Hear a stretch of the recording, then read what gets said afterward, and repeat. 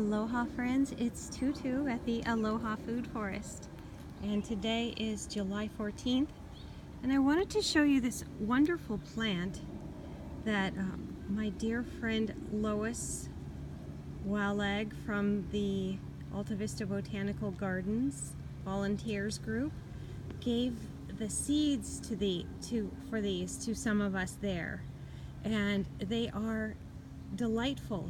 I simply grew them from some seeds that she gave to me as one of the volunteers. And here is how cute they are. I just love them. They're adorable little lantern-shaped things. They're in the tomatillo family, which is such a fun family. That's where we get salsa verde from Mexico, a Mexican favorite. They use the big green tomatillos. These are very small, like cherry tomato sized tomatillos, and they are so similar to a cherry tomato, except that the flavor is much more along the lines of a tropical fruit. So let me bite this. And so you can see it's very juicy on the inside, and then there's the inside of it with seeds and a little pulp. And just like the cherry tomato, it kind of empties it out. And then you have the flesh around there and the soft skin. And the whole thing gives you very much of the impression of a cherry tomato, but not the flavor. But pretty much the texture is like a cherry tomato. So that's the first thing I wanted to show you. And the second thing I wanted to say about this is it does so much better here in our garden than tomatoes. And I know growing good tomatoes is a source of pride among gardeners, and it is among me too. But I tell you what, these are way easier to grow than tomatoes. I didn't have any tomatoes all winter, but I had these tomatillos all winter long. And right now, I've been giving them some water. They're feeling very well. What I'm doing is trimming off the new growth tips right here. And let's see, I'll just show you. I'll just trim it back to where the next fruit is. And then I'm saving these growth tips. I'm going to use these for chop and drop all over leafy greens that I want them to make more leaves and also more of that bloom power. I was just learning this on Korean natural farming videos by Drake, that when flowers are flowering, they need flowering food.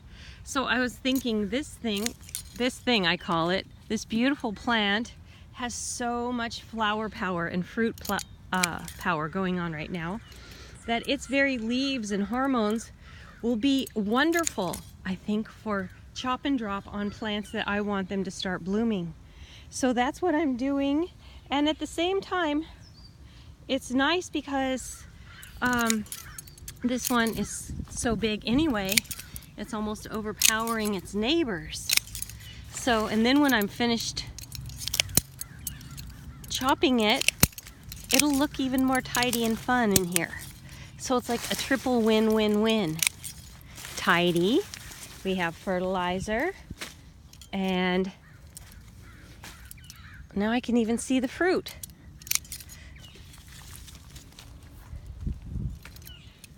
Keeps it from getting too big. So that's what's going on here. The pineapple tomatillo, and I will put on the screen the botanical name of it. See how they just fall down underneath there? And you just have so many of them on the ground. It's like this every time you come out here. There's so much abundance. And then I wanted to show you one other thing which is really fun. Oh, this is where my dog, Gopher dog, has been digging up gophers. This new dog we adopted has killed 2 gophers. And I taught her to chase scarecrows too. But I wanted to show you these strawberries. I want you to notice specifically that these strawberries are dangling up above the ground. Like, see? They're not even anywhere near the ground. But when this plant was young, you can still see the old parts of it. The strawberries would lay themselves right on the ground. And when they would be laying on the ground, like these guys right here, they would just get eaten. Oh look, there's some with some seed left. But generally, anytime a person would come out to the garden to try to get some strawberries, they would be partly eaten by bugs because the bugs were here all the time monitoring.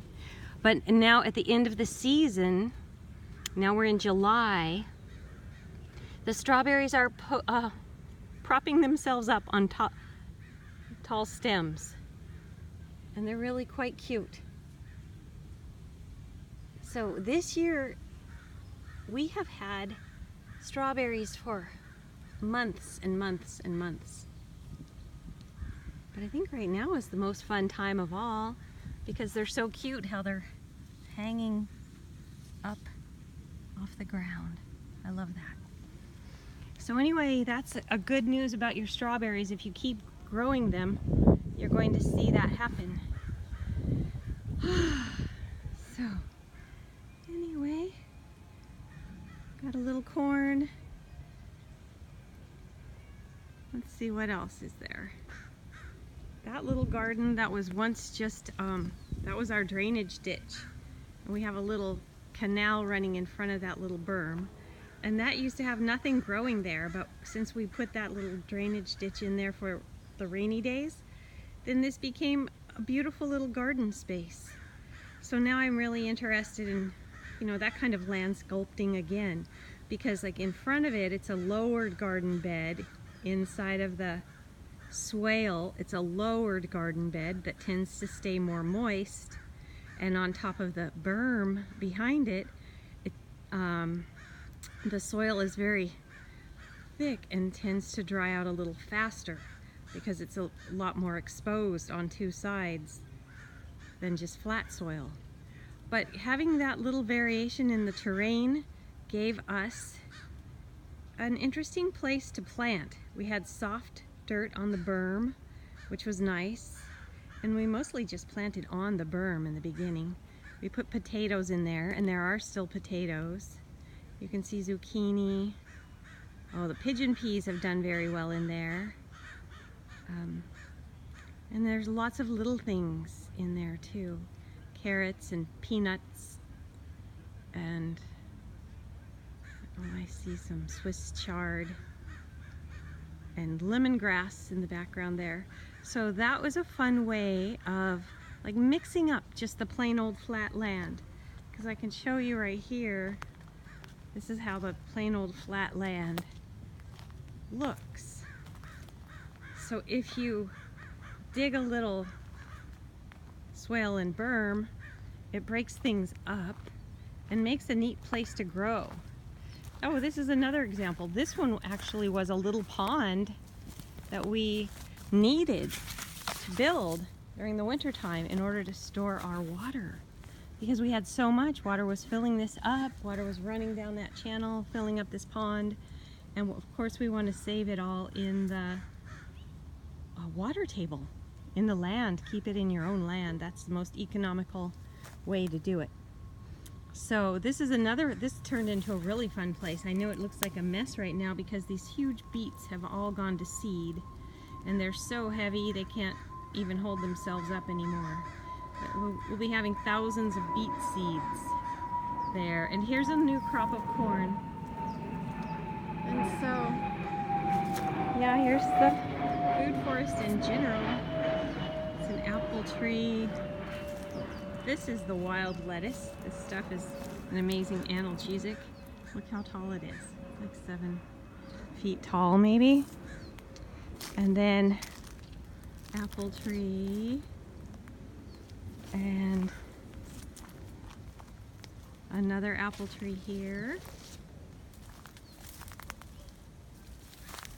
A few apples. Fennel. This is just another thing that I would have thought was just a plain weed unless I took the time to learn about it, taste it, get to know it, and figure it out until I found out it tastes like black licorice. And the little seeds are called fennel seeds. And those are really good. But I tell you, it's a weed. A lot of these things are weeds. Like that, the wild lettuce. And then once you get them started, like the beets, they are now almost like weeds in here because they just self-propagate. And then we got this beautiful Swiss chard coming on in here. And those will probably, hopefully, go to flower. I try to let everything go to flower, go to seed, and collect as many seeds as possible. So, this is a tree that's been here for 5 or 6 years and still has not fruited. Maybe I should be putting some of that those fruiting root tips around here. See, this tree has only like brown stuff around it right now, and it probably could use some green fertilizer based on my new understanding in Korean natural farming. Totally makes sense. Here's this beautiful fragrant California native. And then we have some goji berry back there. Some figs coming on here. This tree has struggled with getting enough water, but I give it deep waters. I think it needs more deep watering now while it's fruiting because it takes a lot of water to make that fruit. Goji berry.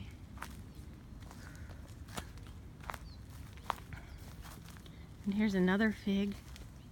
Let's see if we can see any figs. Wow. It's got some rust on it. Well, that's good to know. I'll stop watering it if it's late. I won't hose it off. So, and then the almond tree.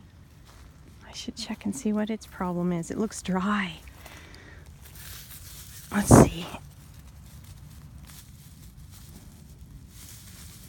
Doesn't feel too dry here. No, it's not dry. Weird.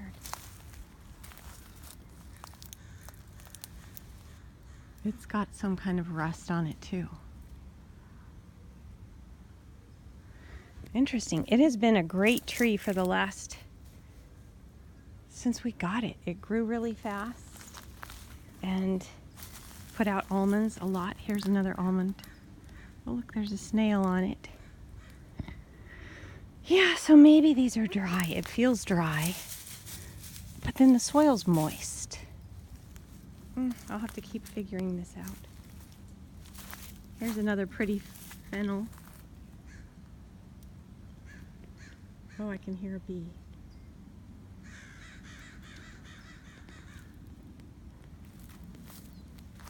There's the fennel over there. It's pretty. Oh, and I figured out carrot flowers smell pretty. The fennel. I'm not smelling a big smell. Let me try this one. Not really. Not much of a smell, but they are pretty.